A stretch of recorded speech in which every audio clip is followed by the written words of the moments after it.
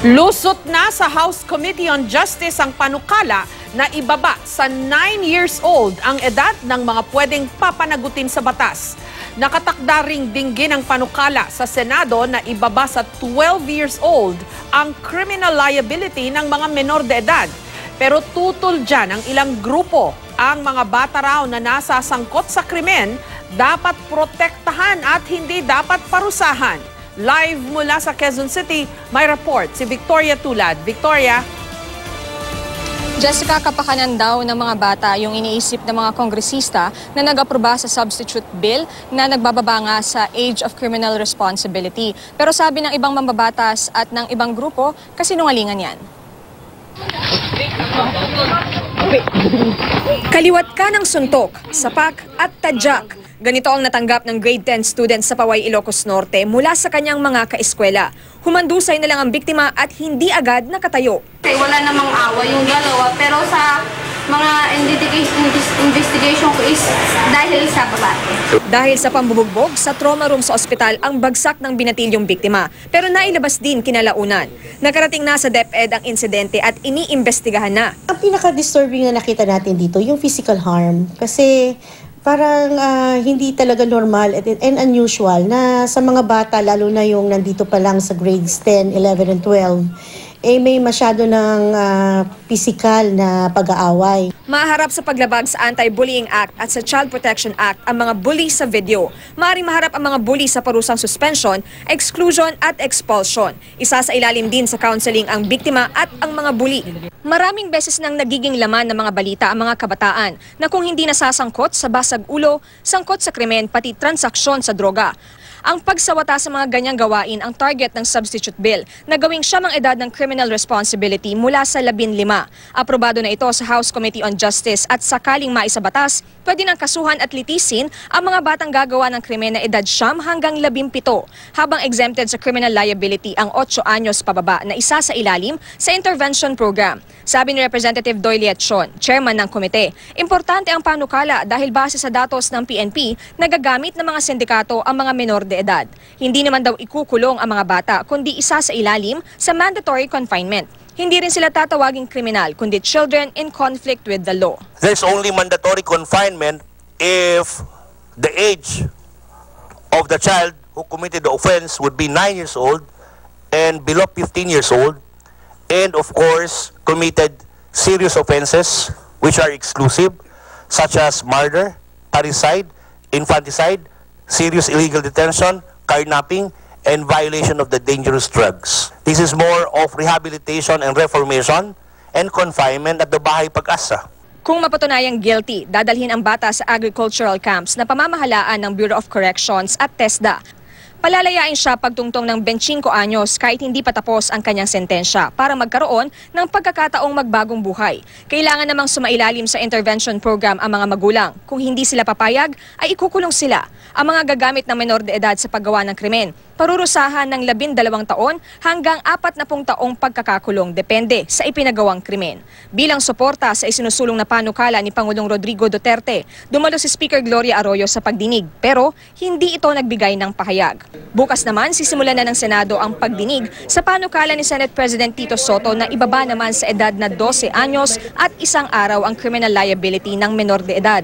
Pero bukas sa mga senador na maibaba pa ang edad na ito. Worst comes to worst, baka pumayag ako sa 11. The important thing is that we all agree that it should be lowered. I was asked by the President the other day, personally, he was very,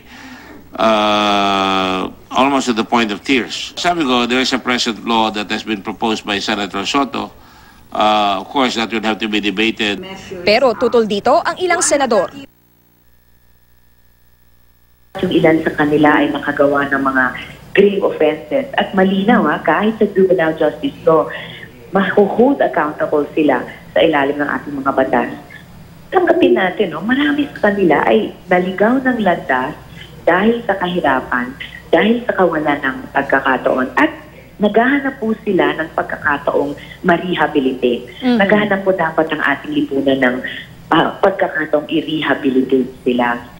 Sabi naman ni Senator Kiko Pangilinan na nag-akda na itaas sa 15 anyos ang criminal liability. Ituon daw ng pamahalaan ang pansin sa 98% na krimeng ginagawa ng mga sindikato at hindi sa 2% na ginagawa ng mga menor de edad. Sabi naman ng UNICEF, act of violence against children ang pagbaba sa age of criminal liability. Ang mga bata raw na isinangkot ng mga matatanda sa krimen ay kailangang protektahan at bigyan ng ikalawang pagkakataon at hindi parusahan. Kinonde na rin ng Commission on Human Rights at Child Rights Network ang panukala. Very traumatic yung experience na yun. Nagiging detention facility ito at kulang ng pasilidad para ma-rehabilitate. Ang nangyayari, lalo sila talaga nagiging hardened kasi sinasama sila sa mas matatandang mga bata. Ayon naman sa Malacanang, gusto lang daw protektahan ng Pangulo ang mga bata laban sa mga sindikato. Considering nga the technology, yung 9 parang equivalent na to 12, 15 years old eh. May discernment na eh. Ang mga parents dapat may liability rin pag pinapabayaan nila yung mga anak nila o they allow them to be used in criminal activities. Jessica, paglilinaw lang doon sa substitute bill, yung mga dadalhin sa tinatawag na agricultural camps, sila yung mga guilty ng serious offenses pero hindi pa rin nagbagong buhay pag sapit ng kanilang 18th birthday. Samantala, kumpiyansa naman si Congressman Liachon na maipapasa nila ang third and final reading itong substitute bill kahit pa mag-a-adjourn na sila sa February 9. Bukas ay haharap siya sa plenaryo para sa second reading. Jessica? Victoria, masasabi ba na naging mabilis ang pagpasa ng on the committee level nitong panukalang batas na ito? At naging factor ba na several occasions in the past si Pangulong Duterte mismo ang nagsusulong nito?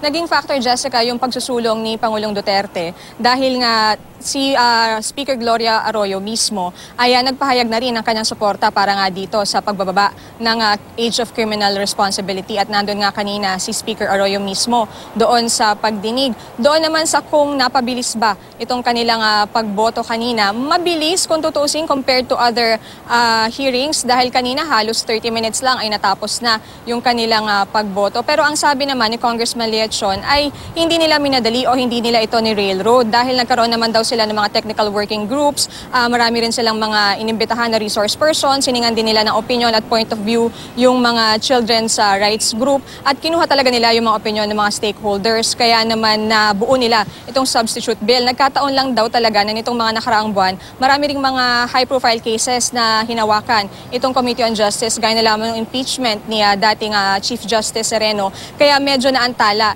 yung pagpapasa o pag-aproba on committee level nitong substitute bill dahil 2016 pa lang, Jessica, ay meron ng mga bills na final yung members ng Committee on Justice para nga ibaba na itong age of criminal responsibility. Pero ngayon lamang siya talagang napagbotohan. Jessica?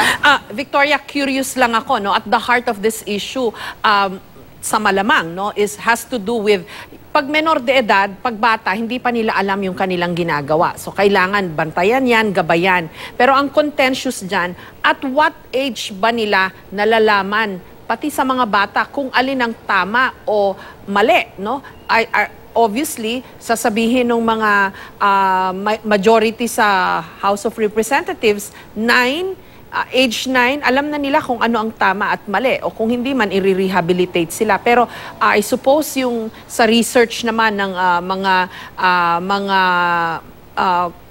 mga opponent nitong panukalang batas na ito, sabihin nila, age 9 masyadong bata pa yan. Dapat talaga age 12 and above. Diba? Even the UNICEF is saying now, violence against children yan. Pag at age 9, ikukulong mo na sila o paparusahan mo na sila dahil meron silang nagawang krimen.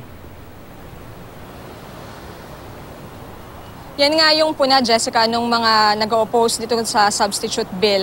Dahil paano mo nga ma-determine kung at 9 ay may discernment na yung bata. Pero ang sabi nila Congressman Liachon, nakasaad din doon sa panukalang batas na merong mga prosecutor na maalam tungkol sa mga bata o sa discernment nila na sila'y mag-handle ng mga kaso para mas familiar sila kung alam nga ba ng bata yung kanilang ginagawa o hindi nung nangyari yung krimen. Siyempre yung DSWD ay kasama rin dito sa pag-determine at kung ma-determine nga nila na alam o may discernment yung bata, sila rin yung magsasabi kung saan dadalhin, kung sa bahay pag-asa ba, kung doon ba sa agricultural camp.